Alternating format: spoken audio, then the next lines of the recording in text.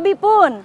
Selamat pagi, pemirsa Berita Lampung kembali hadir menjumpai Anda bersama saya Iin Hermayani.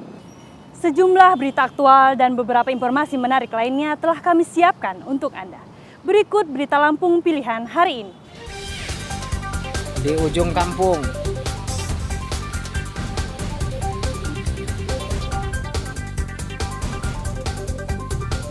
pengendara motor di Mesuji kritis akibat tubuhnya tersangkut kabel PLN yang menjuntai.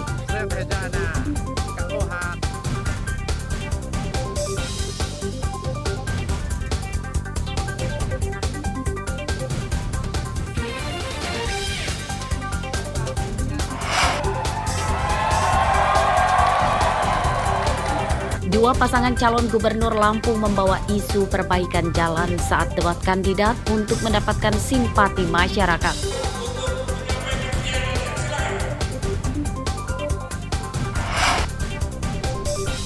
Operasi Zebra Krakatau dimulai, polisi tingkatkan razia kendaraan di jalan raya.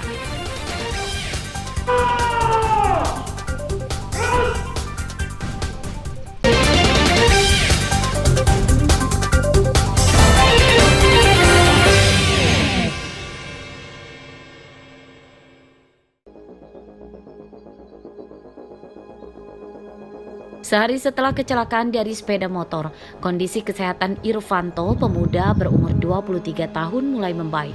Irfanto yang mengalami banyak luka di wajah dan tangan hanya dirawat di rumahnya di Desa Aji Jaya, Kecamatan Simpang, Pematang, Mesuji. Orang tuanya mengatakan mereka tidak memiliki biaya untuk merawat putranya di rumah sakit. di ujung kampung, Irfanto sempat kritis setelah jatuh dari motor akibat tubuhnya tersangkut kabel listrik PLN yang menjuntai rendah yang melintang di tengah jalan pada Sabtu malam. Irfanto tidak melihat kabel tersebut karena gelap. Sedangkan penyebab kabel menjuntai karena tiang bambu penyangga roboh tertimpa pohon.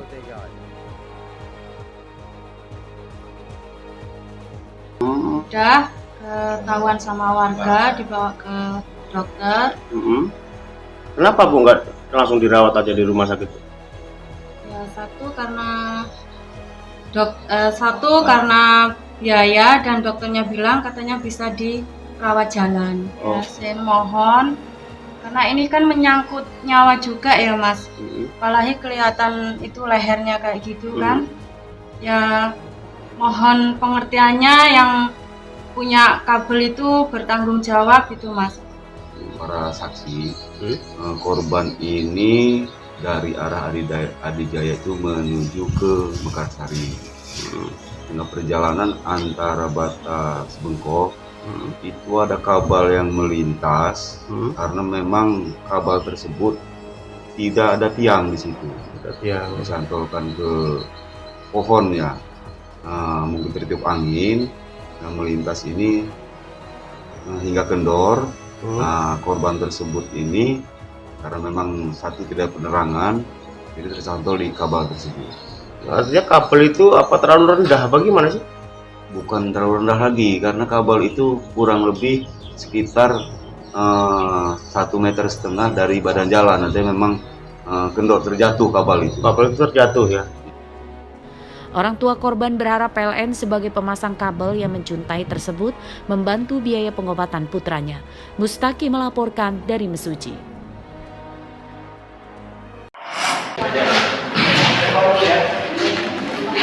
Mantan pegawai BRI di Kecamatan Labuhan Ratu, Bandar Lampung divonis hukuman 6,5 tahun penjara.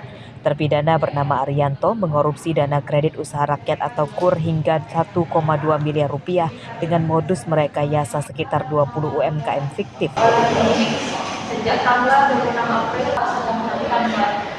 Vonis dibacakan Hakim Pengadilan Tindak Pidana Korupsi Tanjung Karang di Kecamatan Teluk Betung Utara, Bandar Lampung. Namun vonis itu lebih ringan dari tuntutan jaksa yang menuntut terdakwa dihukum 7,5 tahun penjara.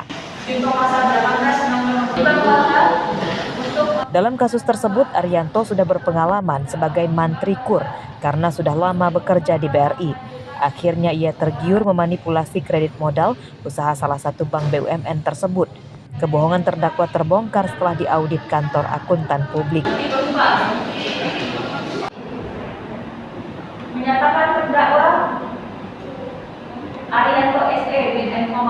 di atas telah terbukti secara sah dan yakinkan bersalah melakukan tindak pidana korupsi yang dilakukan secara berlanjut sebagaimana dalam dakwaan pelanggaran penuntut umum.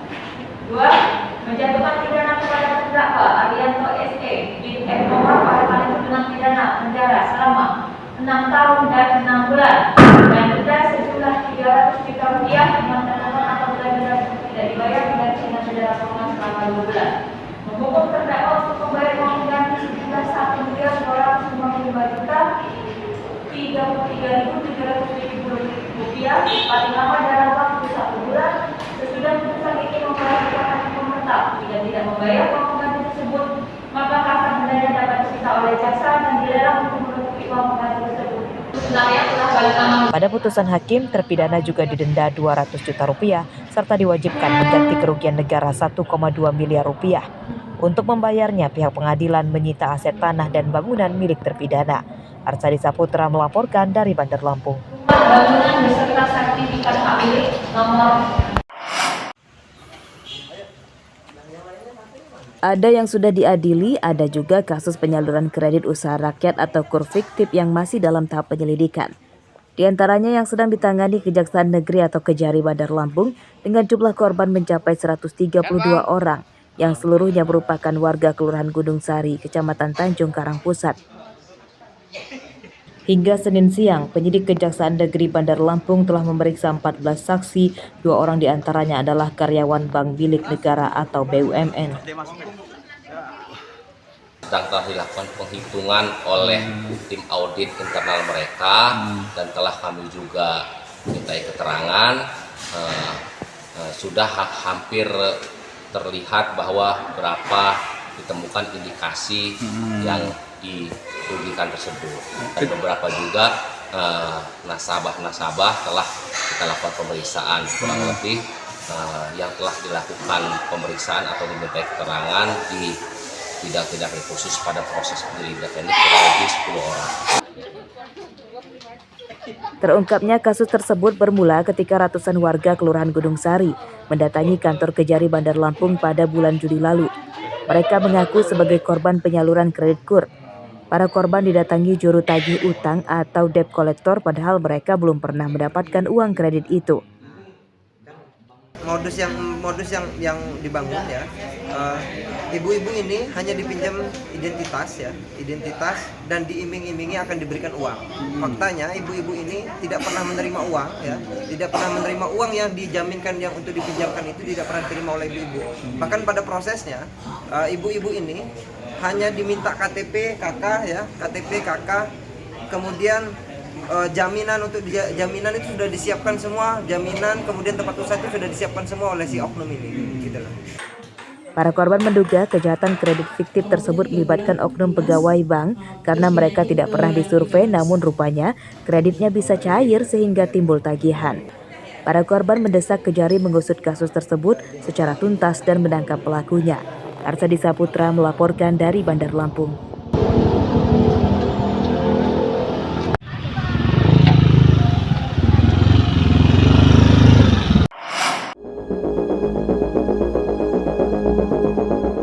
Konflik harimau dan manusia di Kecamatan Suwoh dan Bandar Negeri Suwoh, Lampung Barat ditangani berbagai pihak, termasuk Badan Penanggulangan Bencana Daerah atau BPBD.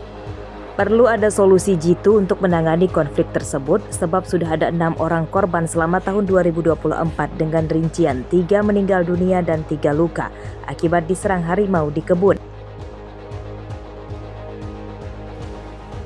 Menurut BPBD, peristiwa tersebut diduga akibat semakin menyempitnya habitat harimau Sumatera dampak maraknya alih fungsi lahan. Warga juga diimbau untuk sementara membatasi aktivitasnya di kebun yang berbatasan dengan habitat harimau Sumatera di Hutan Taman Nasional Bukit Barisan Selatan atau TNBBS.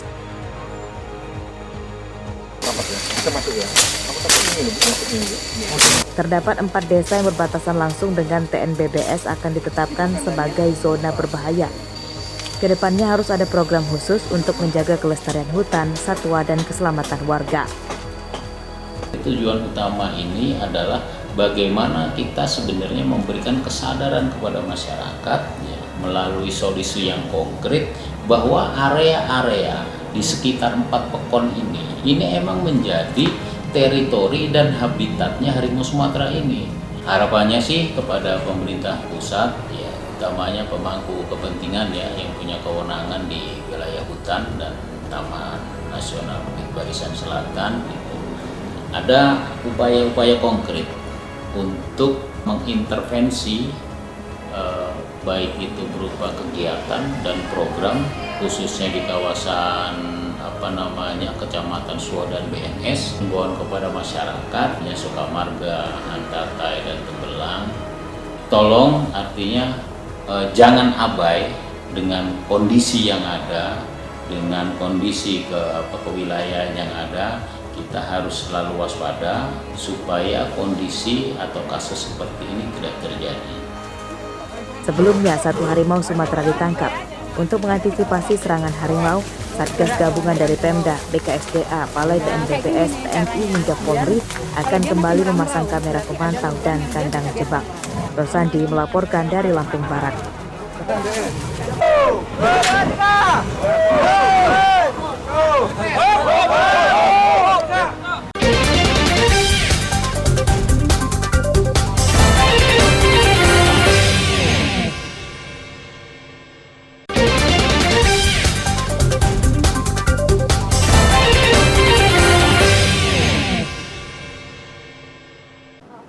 Pemirsa, Anda masih bersama kami dalam Berita Lampung. Bagi Anda yang baru bergabung, berikut Berita Lampung pilihan hari ini. Di ujung kampung.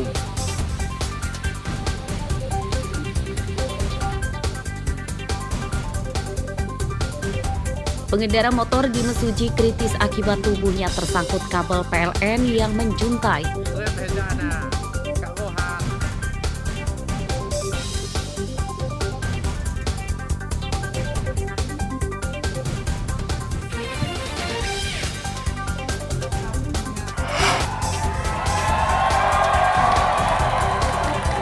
Dua pasangan calon gubernur Lampung membawa isu perbaikan jalan saat debat kandidat untuk mendapatkan simpati masyarakat.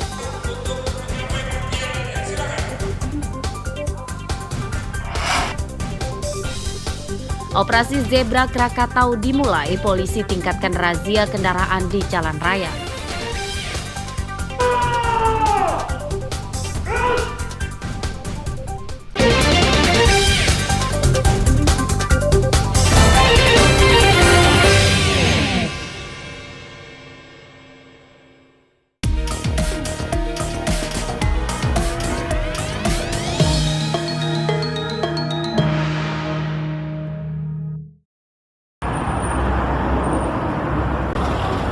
Penanganan kasus dugaan pelanggaran netralitas ASN yang dilakukan Camat Negeri Katon, Kabupaten Pesawaran, Enggo Pratama dilimpahkan ke polisi.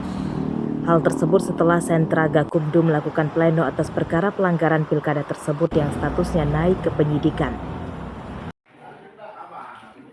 Bawaslu menyatakan terdapat 2 pelanggaran yang dilakukan terlapor Enggo Pratama, yakni tentang ASN sesuai Undang-Undang Nomor 20 Tahun 2023, serta terdapat unsur pidana pemilu. Bawaslu telah menerbitkan surat rekomendasi penjatuhan sanksi terhadap Enggo Pratama yang dikirim ke Badan Kepegawaian Negara atau BKN. Hasil kesepakatan kita bahwa itu dinaikkan ke proses sidik, dan Bawaslu Kabupaten Pesawaran kemarin tanggal 10 Oktober sudah membuat laporan ke Polres Kabupaten Pesawaran. Terus pelanggarannya itu apa aja poinnya? Untuk pelanggaran yang dilakukan oleh oknum camat itu sendiri itu ada 2. Yang pertama itu ada netralitas ASN. Untuk netralitas ASN itu Bawaslu sudah memutuskan mengirimkan rekomendasi kepada BKN untuk agar BKN memberikan sanksi kepada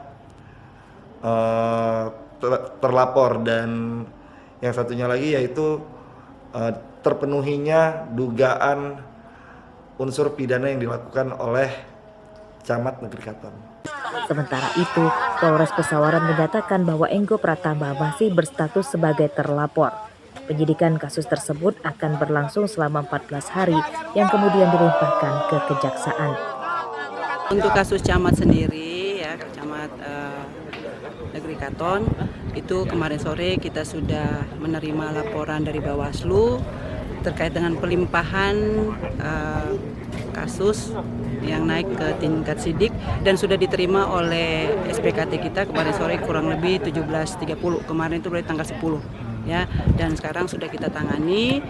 Nanti ada tahapan-tahapan, kita mulai dari nanti pemeriksaan saksi, kita ada gelar, ada beberapa tahapan lah selama kurang lebih maksimal 14 hari. Ya, kita harapkan berkas ini sudah bisa kita naikkan ke kejaksaan. Seperti diberitakan sebelumnya, Camat Negeri Katon Pesawaran bernama Engko Pratama ditangkap warga karena kedapatan di dalam mobil dinasnya membawa ribuan alat peraga kampanye atau APK bergambar salah satu paslon pada 5 Oktober lalu. Engko Pratama sempat bersembunyi di bawah meja ruang kerjanya saat ditangkap warga yang kemudian diserahkan ke Bawaslu, polisi, dan tentara. Aris Susanto melaporkan dari Pesawaran.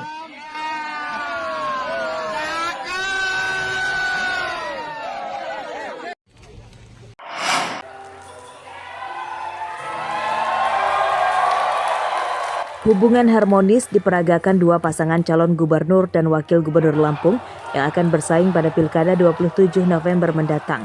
Kedua paslon saling bersalaman dengan wajah senyum saat naik ke panggung debat kandidat yang digelar di salah satu hotel mewah di Teluk Betung Selatan, Bandar Lampung pada Minggu malam. Dalam debat kandidat tersebut, dua paslon gubernur menyampaikan visi dan misinya jika terpilih. Program prioritas kedua paslon yakni memperbaiki jalan di Lampung. Punya kedekatan dengan pemerintah pusat. Kerusakan itu saya laporkan, tetapi masalahnya sudah berpuluh-puluh tahun. Sehingga kunjungan itu direspon. Dan insya Allah ke depan kita tidak lagi mengharapkan. Saya juga mengusulkan, kenapa sih harus ada jalan negara, jalan provinsi, jalan kabupaten? Karena memang pertumbuhan ekonomi di desa, di kabupaten, kita harus bersama-sama dan disetujui. Insya Allah pada masa yang akan datang ada kolaborasi APBN, APBD, dan dana desa. 1.700 km jalan provinsi Lampung memang sangat sulit untuk dilakukan kemandirian dan bagi APBD Provinsi Lampung untuk memperbaikinya. Kami akan melakukan perbaikan ke depan hanya untuk jalan-jalan yang di sini areanya atau area yang lebih padat. Sedangkan untuk jalan-jalan yang kolektif, yang jalan-jalan yang dibutuhkan untuk peningkatan ekonomi, kita akan berkolaborasi. Kita tentu akan mengajak perusahaan swasta, kita akan membuat paket KPBU, kerjasama perusahaan badan usaha, bagaimana fungsi jalan ini belum pernah dilakukan di Provinsi Lampung. Insya Allah kita akan implementasikan. Masalah jalan rusak dibahas dalam debat kandidat calon gubernur karena banyak dikeluhkan masyarakat dan terjadi hampir di seluruh daerah di Lampung. Di antaranya yang sempat jadi isu nasional yakni perbaikan jalan ruas kota Gajah Rumbia hingga Seputih Surabaya, Lampung Tengah pada tahun 2023. Perbaikan jalan diambil alih pemerintah pusat setelah Presiden Joko Widodo mendatangi jalan rusak yang terjadi selama belasan tahun tersebut. Arsadi Saputra melaporkan dari Bandar Lampung.